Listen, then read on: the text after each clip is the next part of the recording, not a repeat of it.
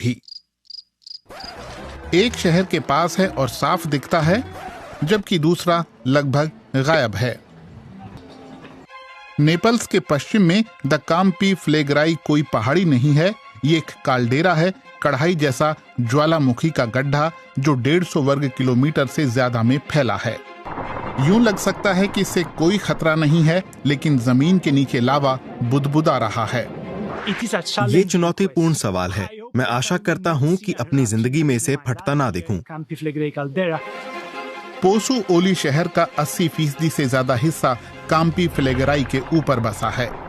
ये कढ़ाई जैसा ढलान लगभग 4000 साल पहले हुए एक विस्फोट से बना था। इसकी दरारों से भाप और गर्म गैसें निकलती हैं जो काल्डेरा की सतह को ऊपर की ओर धकेलती हैं।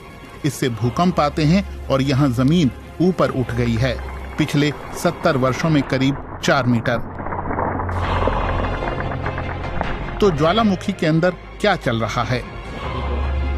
वैज्ञानिक यहाँ से निकलने वाली गैसों और मैग्मा चैम्बर में बंद गैसों का अक्सर परीक्षण करते हैं जो कई किलोमीटर नीचे हैं। कुछ गैसें मैग्मा बनने की प्रक्रिया या मैग्मा से पैदा हुई सामान्य गैसें होती हैं, जैसे कार्बन डाइऑक्साइड या अन्य निष्क्रिय गैसें जैसे हीलियम, नाइट्रोजन वगैरह, बजाय मीथेन जैसी अन्य गैसों के।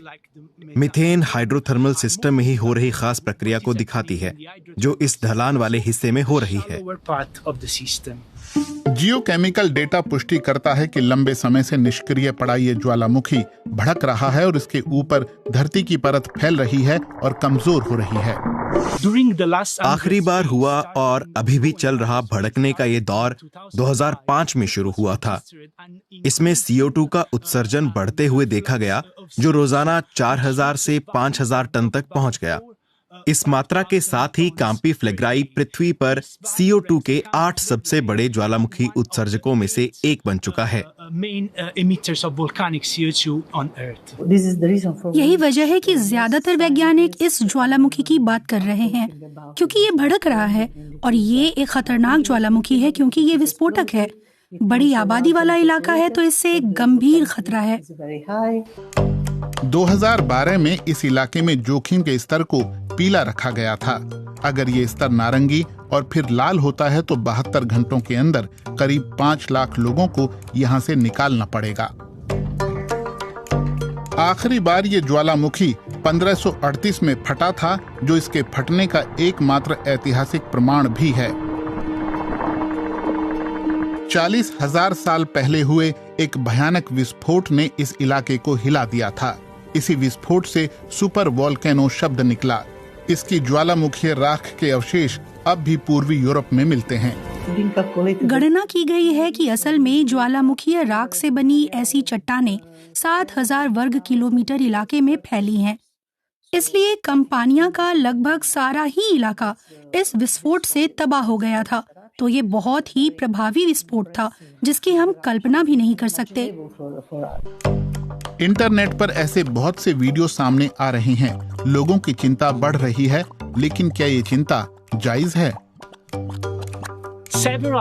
हाल ही में किए गए बहुत सारे अध्ययन बताते हैं कि काम्पी फ्लेग्राई में गतिविधियां मुख्यतः छिछले हाइड्रोथर्मल सिस्टम में मैग्मा द्रव के घुसने से बढ़ रही हैं।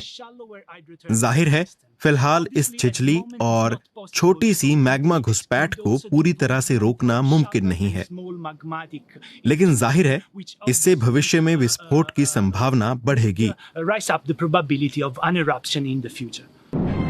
लेकिन काम्पी फ्लेग्राई के नीचे मैग्मा सदियों से बुदबुदा रहा है और बह रहा है। जमीन के नीचे के मैग्मा चैम्बर नियमित रूप से भरते और खाली होते रहते हैं। इससे सतह के धीरे धीरे उठने और धंसने की प्रक्रिया को समझने में भी मदद मिलती है। ये इन प्राचीन खंडरों के खंभों पर भी साफ दिखता है। अवशेष दिखाते हैं कि किसी समय वो पानी के अंदर थे और फिर बाहर आ गए। पुराने बंदरगाह पर भी पानी के उतार चढ़ाव के निशान दिखते हैं, जैसे कि ये नावें जो लगभग जमीन पर खड़ी हैं। इलाके में धरती के ऊपर उठने की इस प्रक्रिया से ये समझने में मदद मिल सकती है कि काल्डेरा के